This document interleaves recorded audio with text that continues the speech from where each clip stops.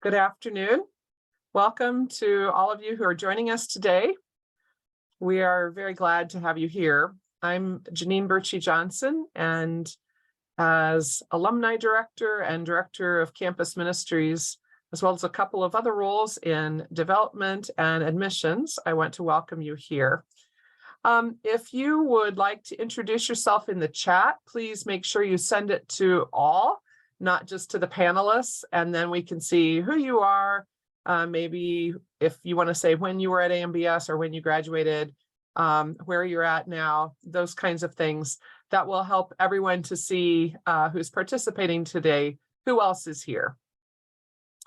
Another housekeeping detail, if you have any technical concerns at any point, you can just chat those to the AMBS webinar host, and that will help you out with that. And if you have a comment or a question, you can use the chat. I'll be watching the chat, but you can also use the Q&A feature that's at the bottom of your screen. And that's especially good for the questions you'd like to formally ask. And then I'll be looking through those and select the ones that I give to Jackie after I'm done with the questions that we always start with. And please note that the webinar, including the time for questions, is being recorded.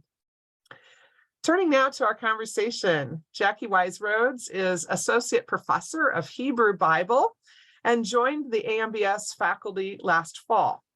She received her MDiv degree from AMBS in 2002 and her PhD from Emory University in 2018. Before coming back to AMBS, Jackie was a well-loved Bible professor at Bluffton University, our sister school. Jackie's going to start by answering several questions I've given her ahead of time, and then after that, we'll have time for your questions and comments. So thank you, Jackie, for joining us today. To begin with, what would you like to tell us about yourself as an introduction? So delighted to be here. Thank you for inviting me, Janeen. First, I just want to say that it increasingly seems surreal that it was 24 years ago that I started as a student at AMBS and 21 years ago that I graduated. And a lot has happened in those 20 years.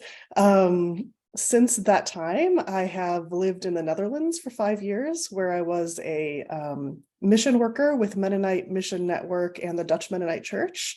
I also started to continue my education by pursuing a master's at the Free University of Amsterdam before moving to Atlanta and pursuing my PhD in Hebrew Bible at Emory University. It was in Atlanta that I met my spouse, Brandon, and we moved to Bluffton, where I taught, as Janeen said, for 7.5 years.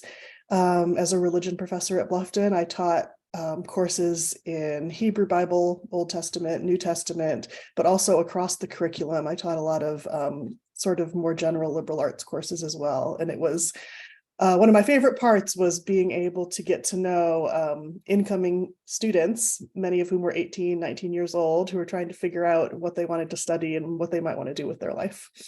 And now I'm here living in Goshen, Indiana, currently renovating, well, Brandon's doing most of it, but currently living amidst the renovation of an old Victorian house with our dog, Eleanor, and 3 cats. So that's our little household here in Goshen. And I know that renovation work has been a fun thing, but also a really overwhelming thing at times. It has. Can you tell us a story about a time when you experienced God in a powerful way? A recent story is actually this past Sunday. I attended a hymn sing in honor of Mary Oyer at College Mennonite Church here in Goshen, and she was actually present at 100 years old, which was amazing. I don't take singing in community for granted anymore after COVID. And it was just such a beautiful, moving experience where I felt God was truly present among us. And it reminded me of many times when I was a student at AMBS, when I had similar experiences of God's presence in the midst of communal worship. And it reminded me that it was at AMBS really where I discovered about myself that communal worship, communal singing, but also just corporate prayer is one of the most important spiritual disciplines for my own journey.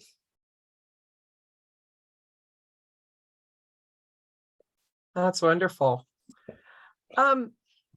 So the next question is, what attracted you to be part of the AMBS community? And if you don't mind, I'd be interested in you answering that both as what attracted you to be a student at AMBS, and then what attracted you to come back to teach. Oh, it's a great twist on the question. I like that. Well, as an undergraduate, I did not go to a Mennonite college. I went to a Disciples of Christ college in Ohio, and I was an English major. But throughout my time in undergrad, I became increasingly interested in the classes that my religion major friends were taking, as well as, and putting those in conversation with my own personal spiritual journey.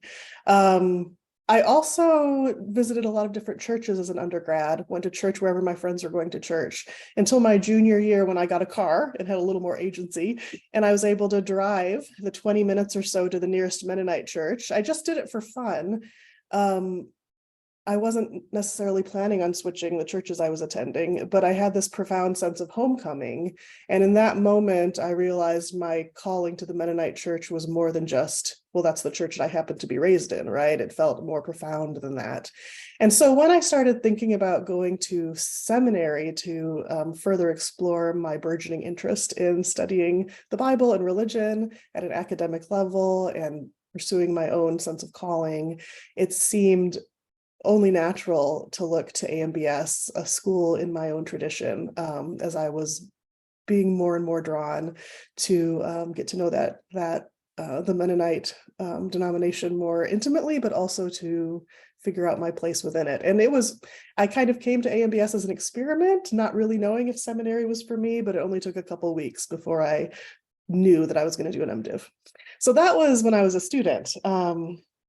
Coming to AMBS to teach, it wasn't an easy decision to leave Bluffton. I loved teaching undergrads, and I love Bluffton as an institution, and I will always be an enthusiastic Bluffton University supporter. But when the job opening was posted, I sensed within myself a kind of tug, a kind of longing to explore this possibility, and I think what drew me to apply and to ultimately accept the job at AMBS was the ability to, well, really to take the part of teaching at Bluffton that I maybe most enjoyed, which was mentoring students as they kind of figure out what they want to do with their life, and doing that in a new context with students who are feeling a call of some sort, whether that's to traditional ministry or another kind of call. And to be able to do that in smaller classes at the graduate level, where we could go even more deeply into the topics that I care most about, was just really appealing to me. And it felt like a way that I could serve the church differently than I was at Bluffton.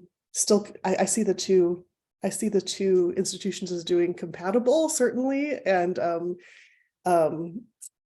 sort of, I want to say, inter-fruitful work, right? They go together, the tasks of the two institutions, but I really felt drawn to the type of focused work I would get to do with students here at AMBS.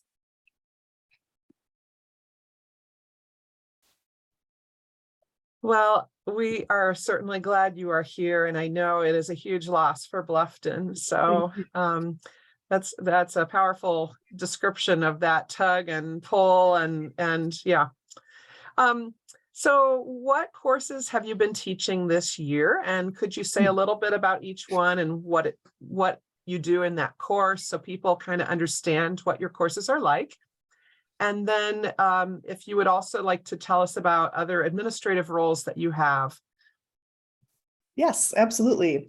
In the fall semester, I taught Psalms, which felt very poetic because that was the first seminary course I ever took at a distance. Before I officially enrolled at AMBS, I took a course in Archbold, Ohio, taught by Ron Gingrich, and it was the Psalms. So my first seminary course was something I taught my first semester at AMBS, and it was so much fun. We looked at the Psalms in three ways. First, we read the entire Psalter of 150 Psalms over the course of 5 weeks, one book per week, and looked at the Psalms canonically as it is preserved in our Bible. Then we spent about 4 or 5 weeks looking at different kinds of Psalms, different genres, from lament to praise to royal Psalms to wisdom Psalms. And then we looked thematically at Psalms that had to do with different topics. And in these three different lenses, I think we were able to read the Psalms, many of them multiple times, in ways that our interpretations were able to build on each other and get more deep over the course of the semester. And one of my favorite parts of that course is something I inherited from my predecessor's syllabus, Safwat Marzouk's syllabus. And that was assigning the students to perform a psalm. And so to take a psalm and perform it in a context usually of worship, but they could choose a different context if they wanted to. And that assignment that I was unsure of at first, because I had never done anything like that, ended up being one of the highlights of the course. And it's something that I will keep when I teach it again. I also taught Greek foundations, and this semester I'm teaching Greek reading. So those are the first 2 levels of Greek now at AMBS. And I must admit, I was a little intimidated to teach Greek because I have studied Hebrew a bit more extensively in my graduate education, but it has been a joy. I have loved it. And this is online Greek, so it was another level of challenge. How do I teach a language online? Well, we have a once a week Zoom. And so in addition to posting videos and assignments on the website, on our Moodle page, we get together once a week to go over exercises and practice translating together. And this group of distant students who live from LA to New York and everywhere in between has become such a remarkably tight-knit community that I have just been blown away. I was worried about teaching a language online, but it has worked really well, and I hope I get to teach Greek again.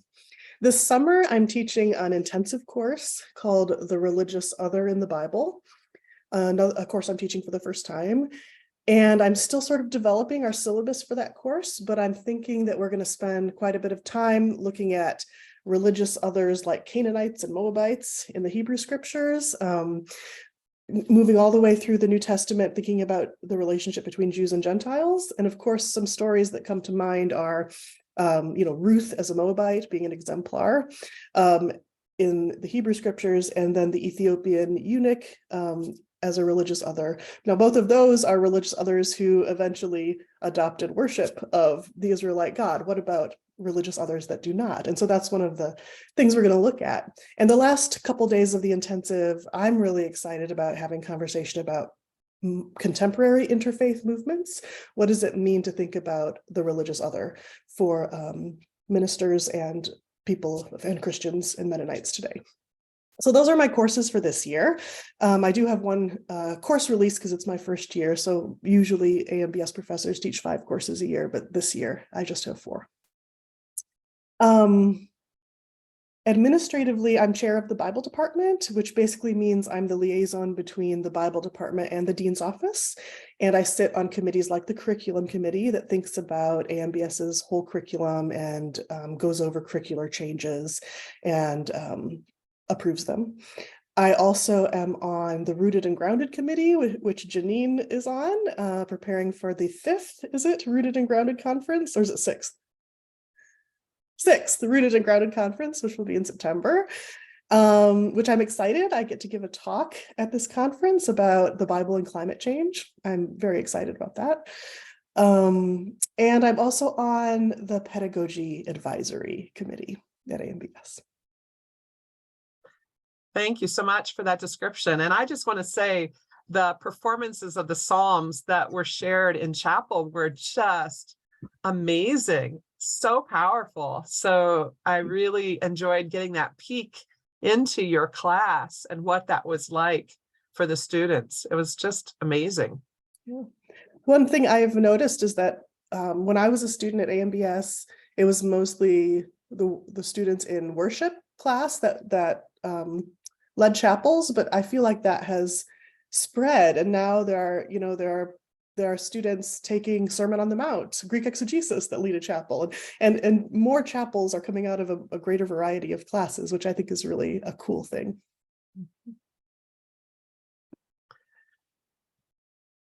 So I know that your life is incredibly full right now, but do you have some current research interests that you are pursuing beyond the classroom?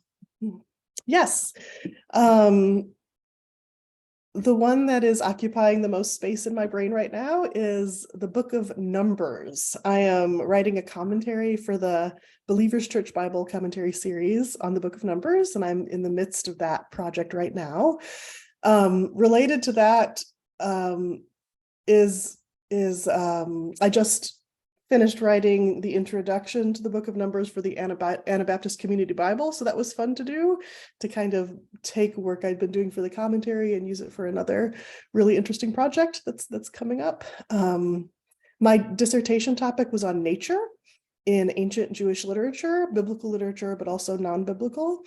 And I am returning to that work and hoping to seek a publisher for that, as well as writing an essay on nature on scholarship on nature in the Bible. So what is the current state of scholarship on the natural world and the Bible? Like, what are other people saying? I'm kind of doing a review essay where I look at all that. So those are my two bigger things right now, is the Book of Numbers, which I'm especially interested in the stories about women in Numbers, and thinking about texts that are traditionally found to be rather difficult to interpret for modern interpreters, is one of my key interests in the Book of Numbers, as well as how human bodies are portrayed, and maybe even questions of ability and disability, and how that interacts with Hebrew Bible stories in Numbers.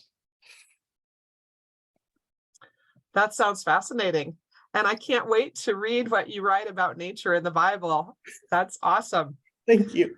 I've gotten to hear you speak about that a couple of times, especially Job, and was just amazed at some of the things I didn't really pay attention to in Job before. So Job is a shout out to my colleague Paul Keim, who's writing the BC commentary on Job. It's going to be amazing. And was Job pretty central in your dissertation? It wasn't central, but I did look at the divine speeches. And so I would say it was definitely a contributor. Yeah. Great. So now, switching a little bit, what's a dream that you have for AMBS? I found this, Janeen sent me a few of these questions ahead of time so I could think about them. And I found this to be actually one of the most challenging questions.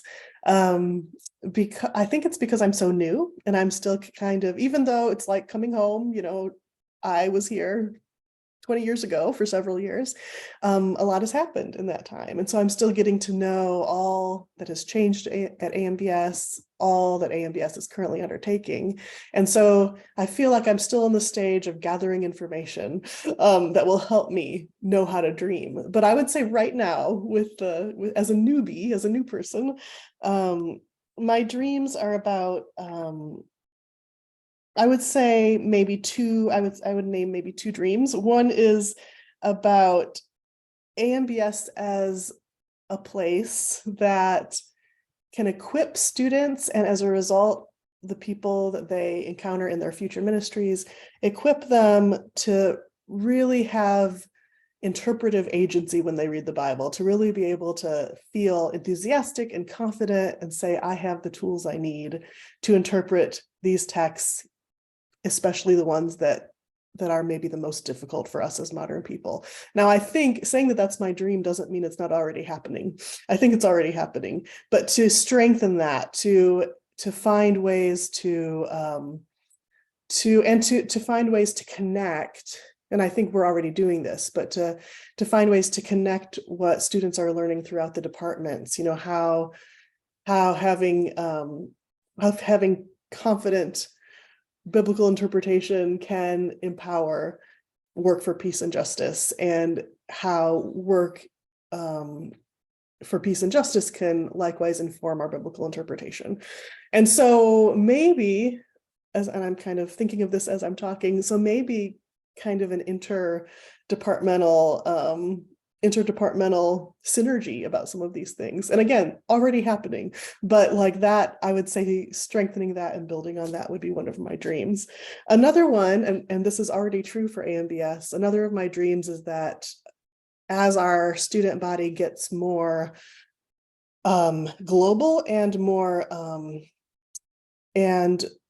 diverse in terms of location, with many students at a distance, my dream would be that we retain a vibrant campus community, and that we do have that, but to continue to have that. Our president, Dave Boschert, shared with us that more and more seminaries are moving to a fully online model these days, but AMBS is not. We want to do both. We want to have a vibrant campus community and vibrant distance communities. And I think my dream for AMBS would be along those lines, that both things would be true, and that we would find ways for those two communities to enrich one another's vibrancy. Thank you. I share those dreams. Those are wonderful. And do you have any questions for the alumni who've joined us today? We've got 17 folks who are with us, a great crowd today. So yeah. Anything you'd like to ask them, and then they'll type in the chat if they have responses to your question. Well, this is a great opportunity. I would love to know, what are some of your best memories of your time at AMBS, and what are some of the most helpful things that you experienced? And they might overlap and they might not. Sometimes our best memories were not the most helpful things. Sometimes the most helpful things were maybe the more difficult things. And so I'm just curious, based on your best memories and the things that are most helpful that you carry with you today, I'm curious as to whether you have exhortations or advice or encouragements for AMBS as we look to the future. We want to take the things that worked for you and make sure that we retain and build on them. Thank you. So those of you who are here on the webinar with us, I invite you to answer Jackie's question in the chat, and we might pull out a few of those themes to share. And then if you have a question you would like to ask Jackie, please use the Q&A. We're ready for your questions now. So the question Jackie asked you is, what's among your best memories and what was most helpful to you? And you can ask Jackie anything that you want, anything that has been sparked by this. Jackie, while we're waiting for their questions to come in, I'm going to ask you a similar question to what you just asked.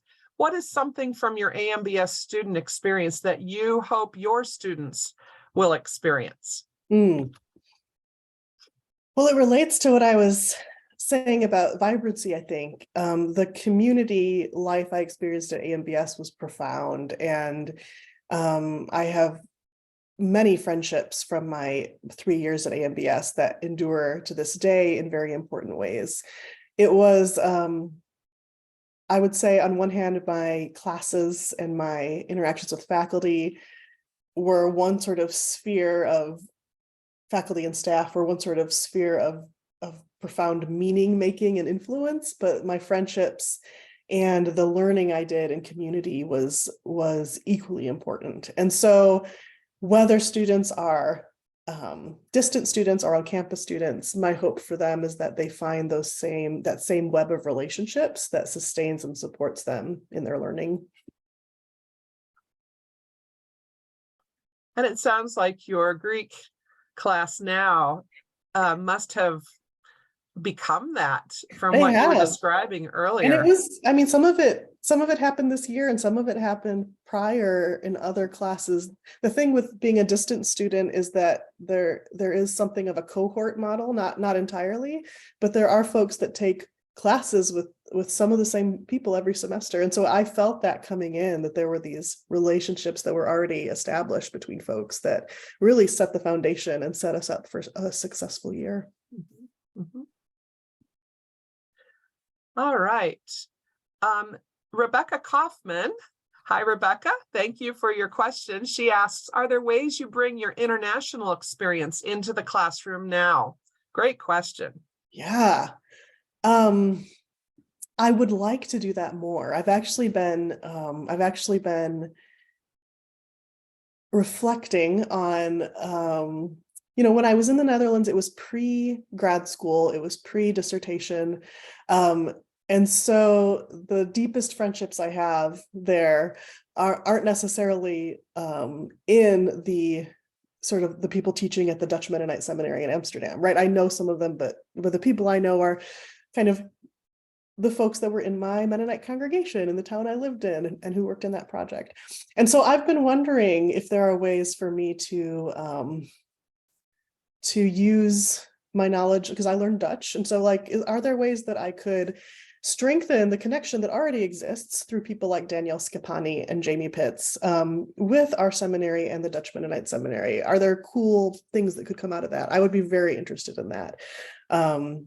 I think more broadly speaking, my living in the Netherlands for 5 years, experiencing what it's like to learn a new language and a new culture as someone in my mid-20s, having experienced that, both the difficulties and the joys, and how it changed me profoundly, and the way that I was able to get to know the surprises of the Mennonite church in a different context, I think that has set me up for entering into conversation with our own international students, and who have a very different experience coming here, right?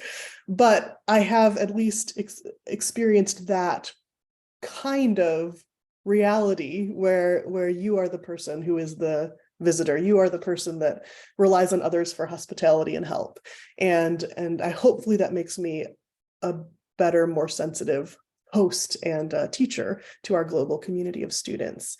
I do think that who we read, who a professor assigns a student to read in the classroom is so important. And I'm very sensitive to trying to broaden the scope of readings and resources that we are reading at AMBS to include the international community of scholars and pastors.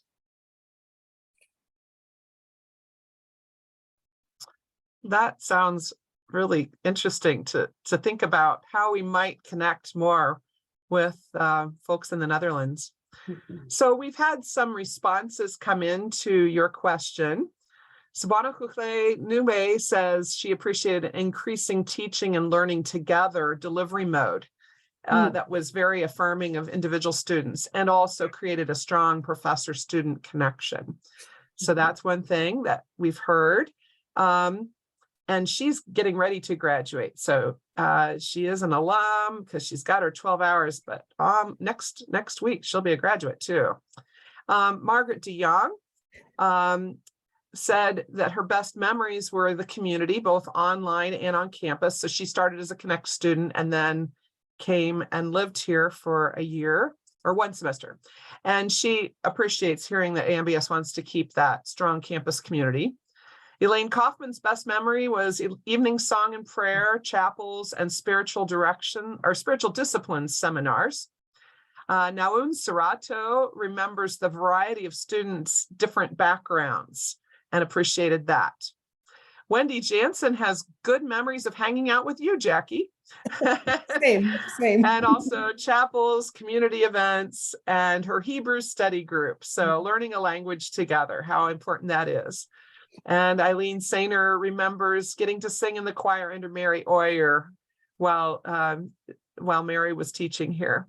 So some wonderful memories that have come in. Thank you all for that.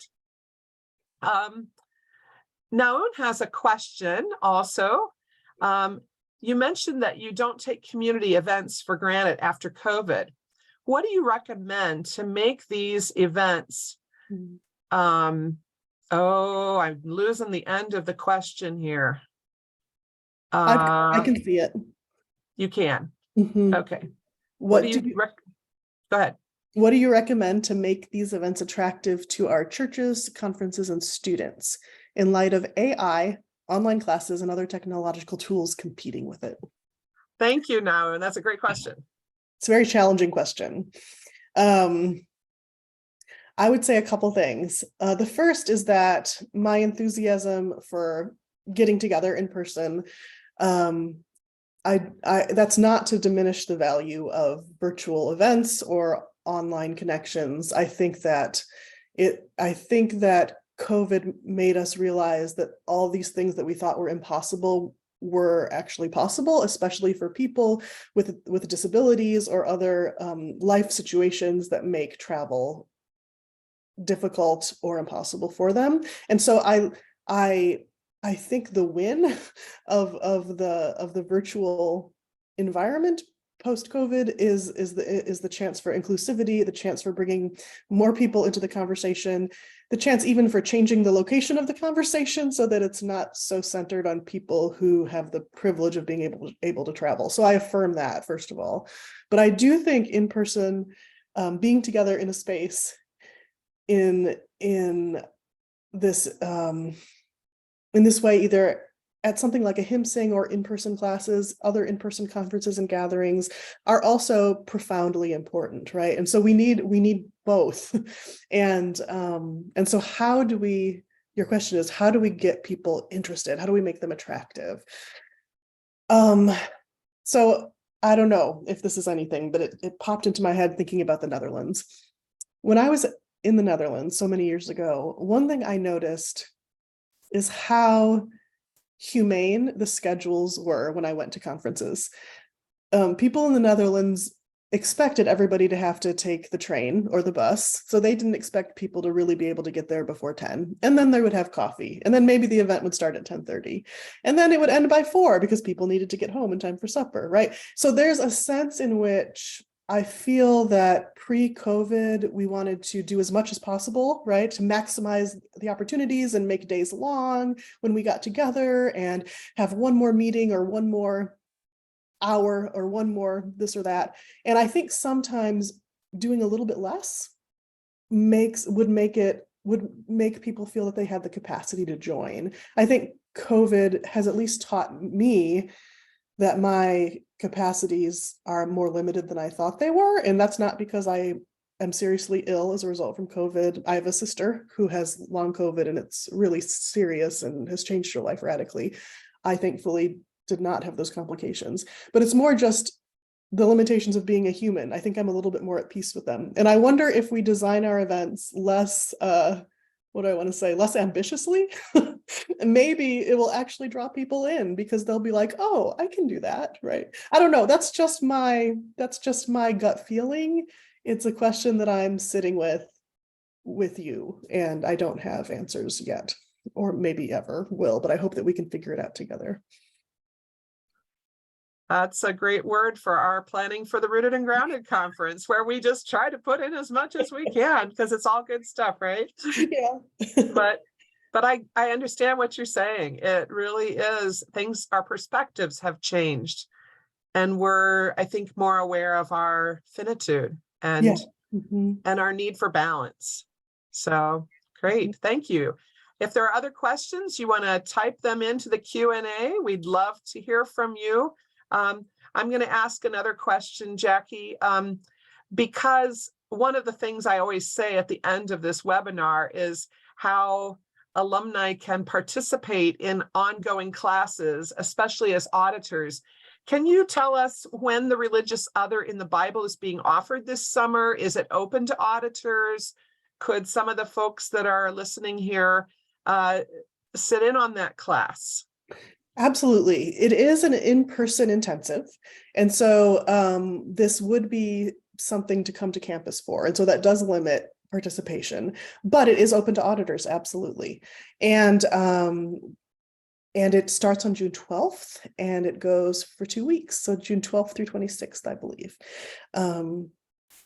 Some of you may know that we have a variety of modalities of teaching at AMBS now. We have fully in-person classes, we have blended classes, where it's in person and on Zoom. We have fully online classes. And so the modality for this class is it's not blended. And so it is an in-person class that you would be on campus for. But if you have that freedom and that opportunity, you would be totally welcome to audit the course. And can you say a bit more about, you described it beautifully earlier, but what would be your goal for people who are already in ministry to be able to pick up that maybe they hadn't had in a previous Bible class at AMBS?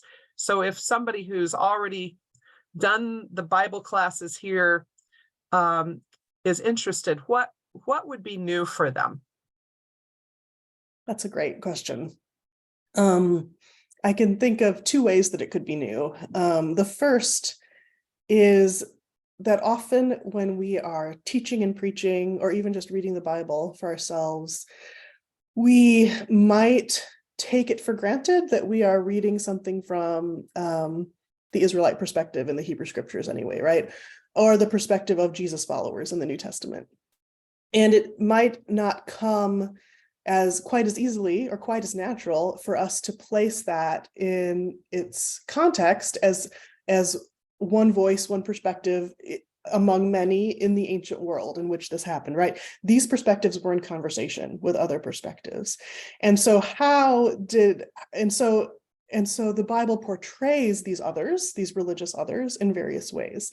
And I think it's easy, for example, when we're preaching from the Gospels, it's easy to talk negatively about the Pharisees because the Gospels have some pretty harsh words about the Pharisees that come from the mouth of Jesus.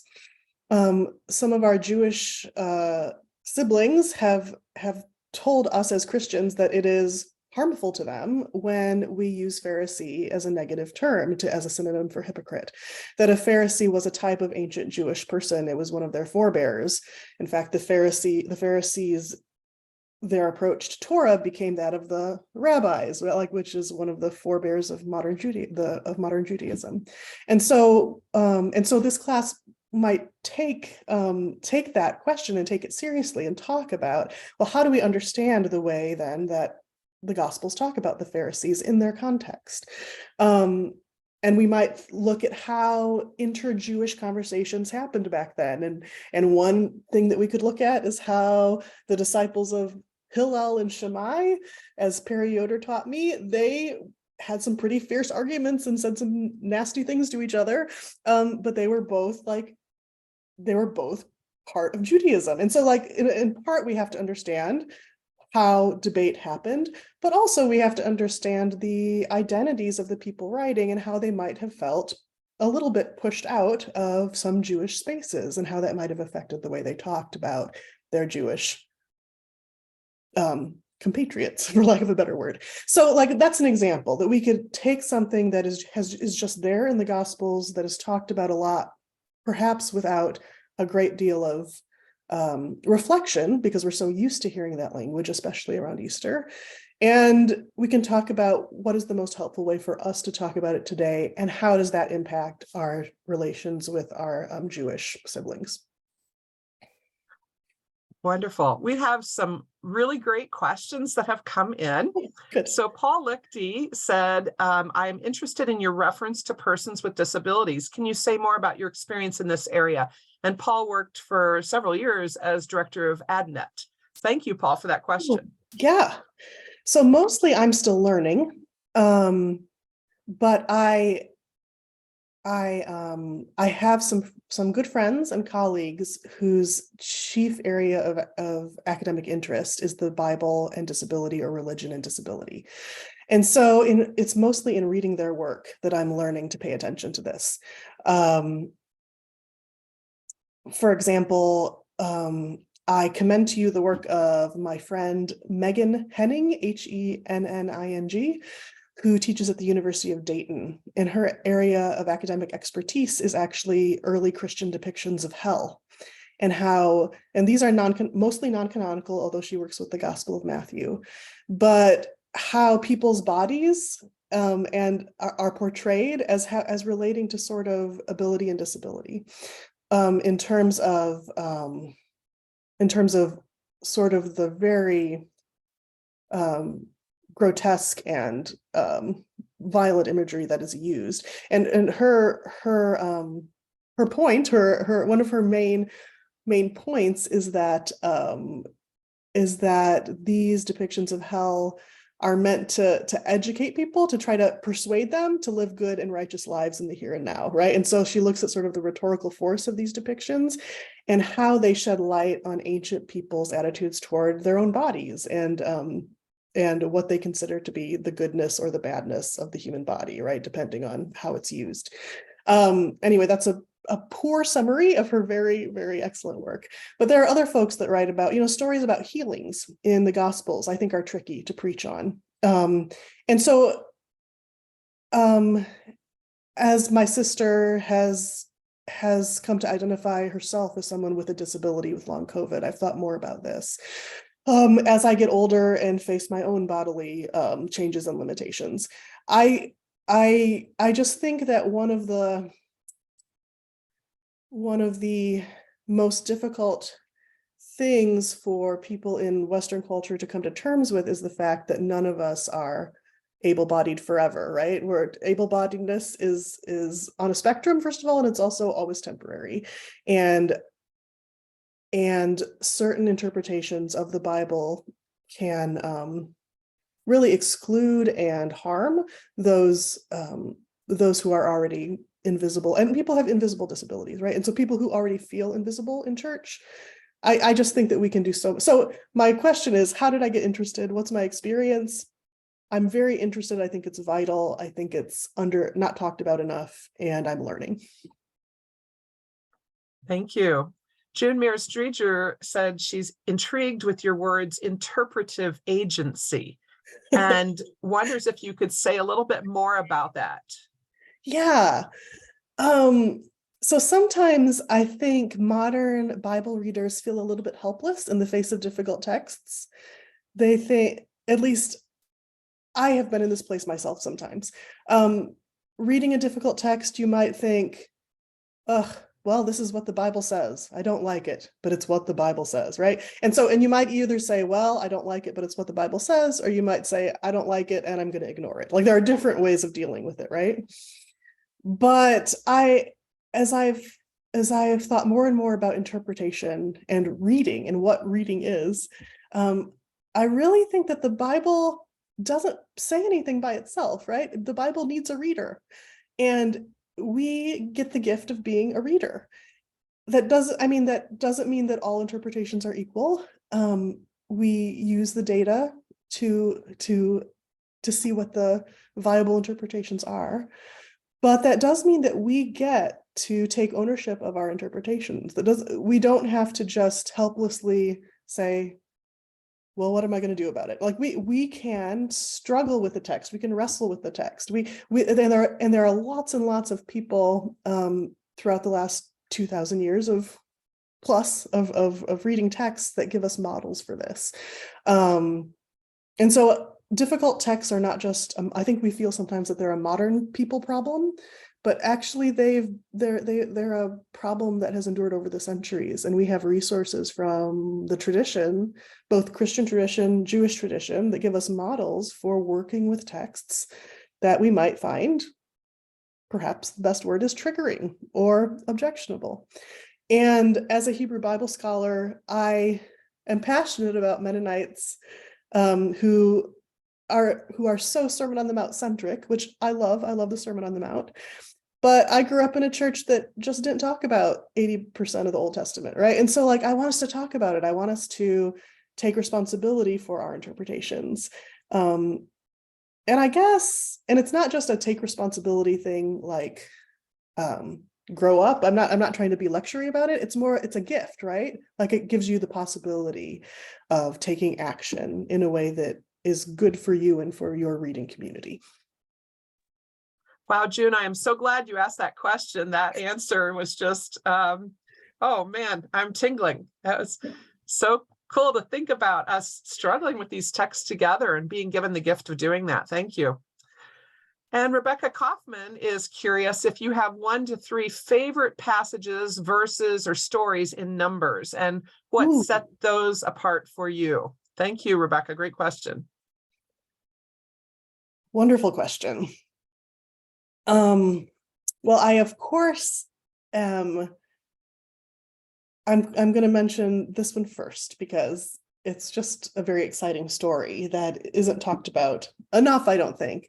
And that is the story of 5 sisters who are often called the daughters of Zelophehad. Let's see if I can remember their names. Hochla, Tirzah, Mala, Noah, and there's one more who I'm forgetting. Numbers 27. Their father dies and they don't have any brothers. And instead of just accepting that their land is going to be dispersed to their male relatives, they go to Moses and say, this isn't just. Our father's name is going to die. Is going to die out, and our inheritance is just going to be dispersed among our family for the sake of our father, who was a good man, who was not one of the rebellious ones, they say. Let us have a share in our father's land. And Moses doesn't just say no. Moses goes to God, and God says they are right in what they say. And God basically changes Torah for them. Now, it's a limited, like I can get real excited about this, but it's a limited victory. Like it's only for them. It's not for all women, right? And it's not, and if they don't have children of their own, like it eventually goes back to the male line, right? It's not like all daughters forever get to inherit. That's not what happens.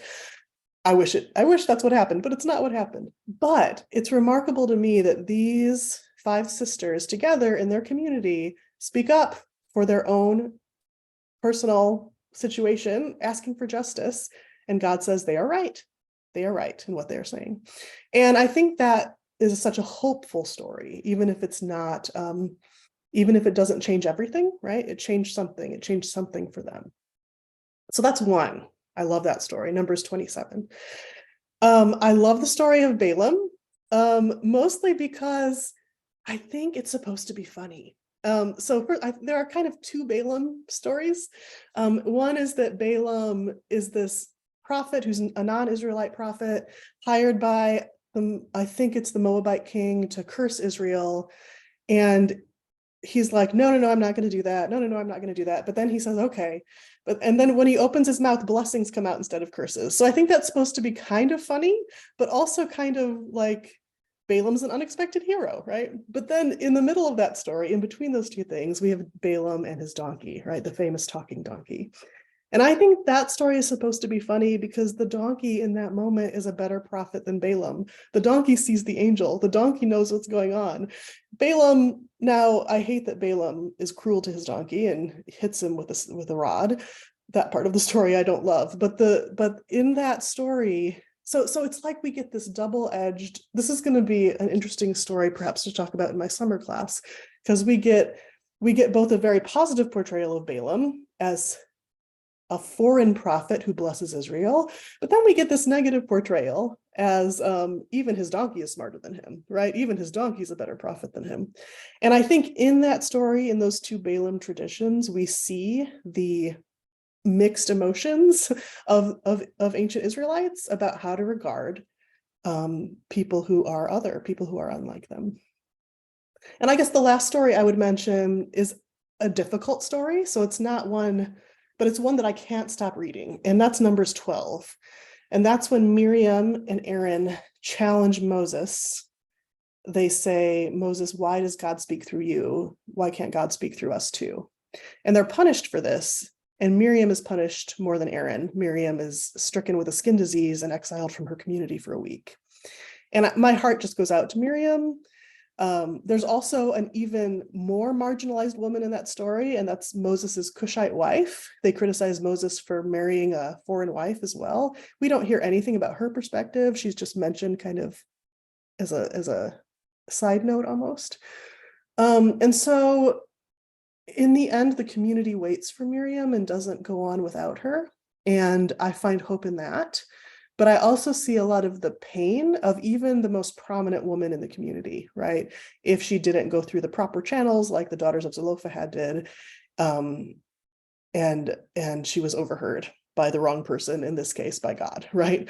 And so this is an example of a difficult text that I feel that I really long to discuss in community, because I think that it speaks to the pain of the real pain of women and other marginalized people in the ancient world and today.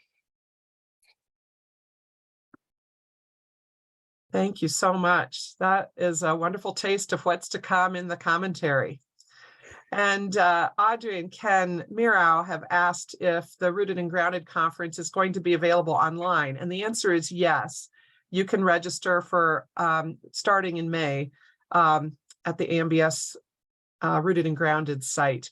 Not every single paper, but the keynotes, including the keynote Jackie is giving on pathways in the Bible and how that affects climate change.